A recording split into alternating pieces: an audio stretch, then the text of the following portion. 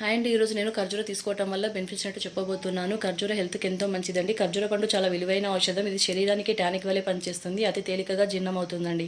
ఖర్జూరాలో potassium, magnesium, copper, manganese, iron, vitamin బి6 ఇందులో పుష్కలంగా ఉంటాయి. యాంటీ ఆక్సిడెంట్లు అధికంగా ఉంటాయి కాబట్టి వ్యాధుల బారిన పడకుండా చూస్తుంది. పీచు పదార్థాలు ఉండటం వల్ల జీర్ణశక్తి, మలబద్ధకం నివారిస్తుందండి. అమైనో ఆమ్లాలు పుష్కలంగా ఉండటం వల్ల శిశు పెరుగుదలకు సహాయపడుతుంది. ఫోలేటు, ఫోలిక్ ఆమ్లం సమృద్ధిగా ఉండటం వల్ల గర్భధారణ సమయంలో కొత్త కణాల ఏర్పాటుకు మరియు అనీమియా నివారణకు సహాయపడుతుందండి.